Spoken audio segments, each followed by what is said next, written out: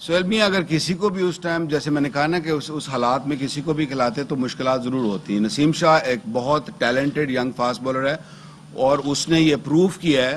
आपने home series में देखा होगा अगेंस्ट श्रीलंका, अगेंस्ट बांग्लादेश के जिस तरीके से उसने बॉलिंग की है, हैट्रिक ली उसने कराची में, और ही इज़ बीन आउटस्टैंडिंग। और मुझे कोई उसमें शक नहीं है कि 18 साल का एक बच्चा जो कि अभी क्रिकेट लर्न कर रहा है, जिसने बहुत ज़्यादा क्रिकेट नहीं खेली है, he is stepping up and up, और इंशाल्लाह आने वाले वक्तों में he'll be force for Pakistan. मुझे इसमें कोई शक नहीं है। ना सिर्फ नसीम शाह, मैं ये कहूँगा कि मुझे बाकी बॉलरों ने भी जिस तरह से ग्रो किया है over the last 6 month 8 months, सारी मुश्किलात के बावजूद, आइसोलेशन, कोविड, मेंटल हेल्थ, और जो इश्यूज हैं उसके बावजूद, I think he is doing a wonderful job. Defensive approach शायद गालिबन एक बना दिया गया है कि डिफेंसिव अप्रोच है। I think test match cricket की जो बॉलिंग है, मैंने ऑलमोस्ट 100 टेस्ट मैच खेले हैं और मेरी हमेशा से एग्रेसिव अप्रोच रही है, हमेशा से एग्रेसिव अप्रोच रही है, और मैं हमेशा यही चाहूँगा कि पाकिस्तान की टीम भी अग्रेसिव हो, और वही कोशिश की जा रही है। और हम इंशाल्लाह पूरा कोशिश करते हैं कि जो टेस्ट मैच में रिक्वायरमेंट है उसी तरह की बॉलिंग की जाए। आप वर्ल्ड वाइड भी देखेंगे तो there is a method to a test match cricket, that's not one day cricket. One day cricket different है, क्रिकेट ओवरऑल ऐसे, जैसे आपने कहा कि क्रिकेट बदल गई है, so we working on that कि आप जो मेथड है टेस्ट मैच क्रिकेट का उस पर बॉलिंग की जाए। जी सर, ये बताइएगा कि क्रिकेट कमेटी को साबिक टेस्ट क्रिकेटर और जो नाकिदीन है वो रबड़ स्टैम्प का नाम देते रहे हैं। अब जिस तरह का डिसीजन आया है, बड़ी चहमगोइयां हो रही थी, उसके ऊपर आप क्या कहेंगे? देखिए, आई थिंक इस पे मुझे नहीं कुछ ज़्यादा कमेंट करना चाहिए। आई थिंक ये कमेंट प्रोबेबली बेटर होगा अगर क्रिकेट कमेटी इससे आप ये सवाल करें, तो वो अगर आपको जवाब दें तो मेरा ख्याल है बेहतर होगा। वकार भाई, खबरें चल रही हैं कि हेड कोच से जो प्लेइंग 11 में उनकी जो राय है वो जो ख़त्म कर दी गई है, उनको इख्तियार ले लिया गया है। तो ये जो वो सिर्फ कोचेस को ट्रेनिंग तक महदूद कर दिया गया है। तो न्यूजीलैंड सीरीज़ में क्या हुआ था और आगे जो साउथ अफ्रीका है, तो उस सीरीज़ में ये जो अमल होगा इस पर? देखिए, ये खबरें चल रही हैं ना, आपने खुद ही जवाब दे दिया कि खबरें चल रही हैं, अभी इसमें कोई मैच्योरिटी नहीं है इस बात में। और मेरा नहीं ख्याल इतना पैनिक करने की ज़रूरत है। हम सब पाकिस्तान के लिए और पाकिस्तान की बेहतरी के लिए काम करते हैं और करना चाहते हैं और करेंगे इंशाल्लाह। तो जो खबरें हैं वो खबरों की हद तक ही रहें तो बेहतर है, जब तक कोई मैच्योरिटी ना आए। एक सेकंड, अशोक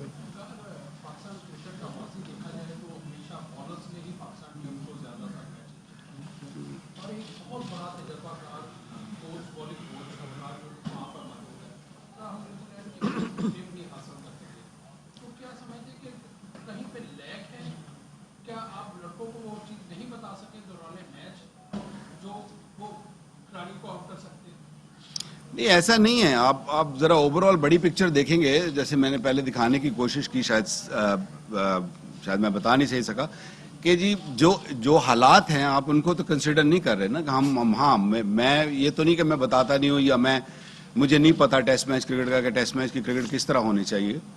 बिल्कुल पूरी तरह इन्फॉर्म किया जाता है, हर चीज़ होती है, बट सर्कमस्टांसेस ऐसे हैं कि उतनी प्रेपरेशन जितनी होनी चाहिए थी उतनी प्रेपरेशन नहीं हो सकी। अगर आप देखें ना कि 14 दिन का जो कोविड टाइम था, इट इज़ नॉट ईजी, और मेडिकली भी प्रूवन है ये कि अगर आप एक दिन कमरे में बंद रहते हैं, आई डोंट नो कि आप में से किसी ने भी 14 दिन का क्वारंटीन अभी तक किया या नहीं किया, लेकिन इट इज़ टफ, है ना। मैं तो 2 दफ़ा तकरीबन कर बैठा हूँ, तो it is very very difficult, और मेडिकली प्रूवन है कि अगर आप एक दिन कमरे में बंद रहते हैं तो आपको 2 दिन के मसल वेस्टेज होती है। और ये तो they are the top athletes, they needs to be training every day. So उसकी वजह से भी कुछ ऐसे इशू आए हैं जो हम नहीं जीत सके। भाई, आपके बारे में कहा जा रहा है कि जब टीम हारी थी आप छोड़कर अपनी फैमिली को लेने आ गए, और दूसरा ये कि मोहम्मद आलम ने बड़े सख्त इंतजाम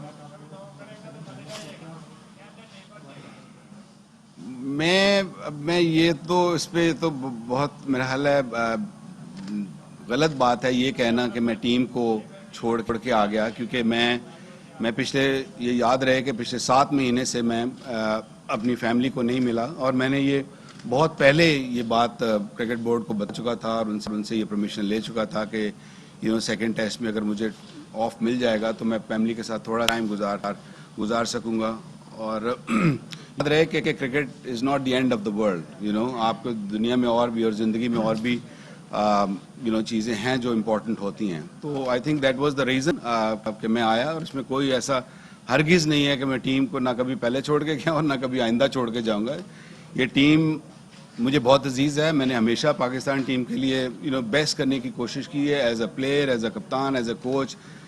जब भी मुझे अपॉर्चुनिटी मिली है, I have tried my level best to take this Pakistan team forward.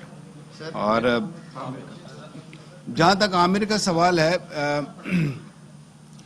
बड़ा मुझे तकलीफ और दुख हुई और बड़ा अनफॉर्चुनेट है कि जिस तरीके से उन्होंने ये सारे बयानात दिए और जिस तरीके से एग्जिट उन्होंने क्रिकेट में से किया। I think is a wonderful cricketer, इसमें कोई शक नहीं है उसमें।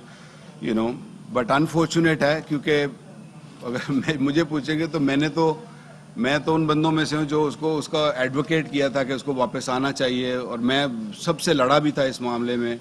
नजम सेठी साहब से भी मैं लड़ा था कि नहीं, आना चाहिए। लड़कों से भी मैंने बात की थी कि वी शुड एक्सेप्ट हिम। बच्चा था, गलती हुई है, हो जाती हैं चीज़ें।